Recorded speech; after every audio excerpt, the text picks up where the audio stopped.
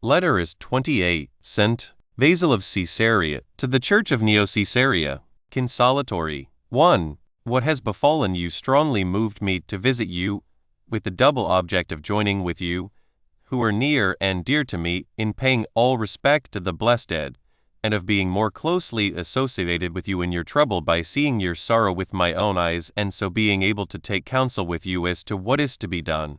But many causes hinder my being able to approach you in person, and it remains for me to communicate with you in writing the admirable qualities of the departed, on account of which we chiefly estimate the greatness of our loss, are indeed too many to be enumerated in a letter, and it is, besides, no time to be discussing the multitude of his good deeds, when our spirits are thus prostrated with grief.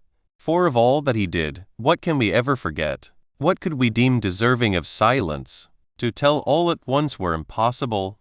To tell apart would, I fear, involve disloyalty to the truth.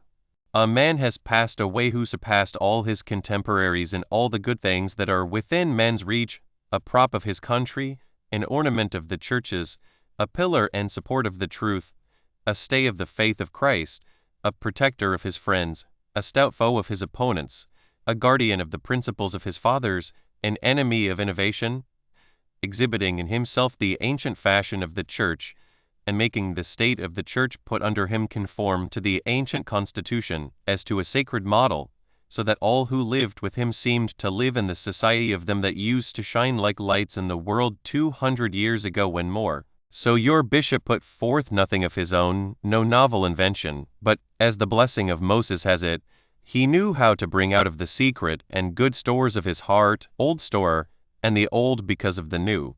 Leviticus 26:10. Thus it came about that in meetings of his fellow bishops he was not ranked according to his age, but, by reason of the old age of his wisdom, he was unanimously conceded precedence over all the rest. And no one who looks at your condition need go far to seek the advantages of such a course of training, for, so far as I know, you alone, or, at all events, you and but very few others, in the midst of such a storm and whirlwind of affairs, were able under his good guidance to live your lives unshaken by the waves. You were never reached by heretics' buffeting blasts, which bring shipwreck and drowning on unstable souls. And that you may forever live beyond their reach, I pray the Lord who rules over all, and who granted long tranquility to Gregory his servant, the first founder of your church. Do not lose that tranquility now.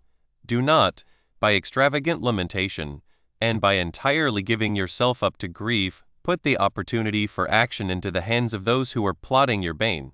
If lament you must, which I do not allow, lest you be in this respect like them which have no hope. 1 Thessalonians 4:13. Do you, if so it seem good to you, like some waiting chorus, choose your leader, and raise with him a chant of tears. 2. And yet, if he whom you mourn had not reached extreme old age, certainly, as regards his government of your church, he was allowed no narrow limit of life. He had as much strength of body as enabled him to show strength of mind in his distresses. Perhaps some of you may suppose that time increases sympathy and adds affection, and is no cause of satiety, so that, the longer you have experienced kind treatment, the more sensible you are of its loss. You may think that of a righteous person the good hold even the shadow and honor. Would that many of you did feel so. Far be it from me to suggest anything like disregard of our friend, but I do counsel you to bear your pain with manly endurance. I myself am by no means insensible of all that may be said by those who are weeping for their loss. Hushed is a tongue whose words flooded our ears like a mighty stream, a depth of heart, never fathomed before, has fled, humanly speaking, like an unsubstantial dream, whose glance so keen as his to look into the future, who with like fixity and strength of mind able to dart like lightning into the midst of action. O Neocaesaria, already a prey to many troubles, never before smitten with so deadly a loss.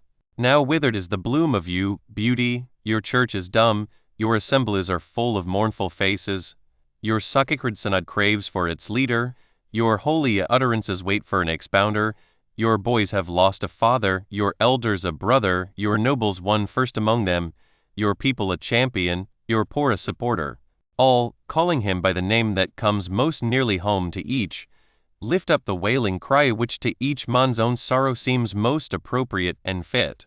But whither are my words carried away by my tearful joy? Shall we not watch? Shall we not meet together? Shall we not look to our common Lord, who suffers each of his saints to serve his own generation, and summons him back to himself at his own appointed time? Now in season remember the voice of him who when preaching to you used always to say, beware of dogs, beware of evil workers. Philippians 3:2 The dogs are many. Why do I say dogs?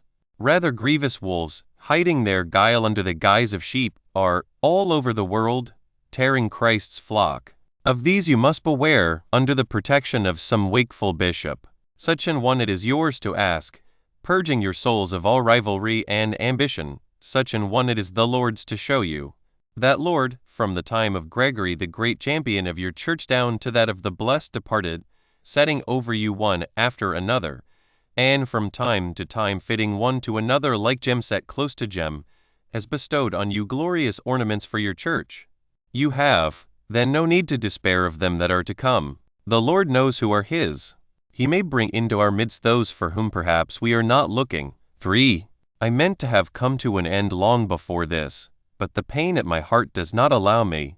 Now I charge you by the fathers, by the true faith, by our blessed friend, lift up your souls, each man making what is being done his own immediate business, each reckoning that he will be the first to reap the consequences of the issue, whichever way it turn out, lest your fate be that which so very frequently befalls, every one leaving to his neighbor the common interests of all. And then, while each one makes little in his own mind of what is going on, all of you unwittingly draw your own proper misfortunes on yourselves by your neglect. Take, I beg you, what I say with all kindliness, whether it be regarded as an expression of the sympathy of a neighbor, or as fellowship between fellow believers, or, which is really nearer the truth, of one who obeys the law of love and shrinks from the risk of silence. I am persuaded that you are my boasting, as I am yours, till the day of the Lord, and that it depends upon the pastor who will be granted you whether I shall be more closely united to you by the bond of love, or wholly severed from you. This latter God forbid. By God's grace it will not so be, and I should be sorry now to say one ungracious word. But this I do wish you to know, that though I had not that blessed man always at my side, in my efforts for the peace of the churches, because, as he himself affirmed, of certain prejudices, yet, nevertheless, at no time did I fail in unity of opinion with him, and I have always invoked his aid in my struggles against the heretics. Of this I call to witness God and all who know me best.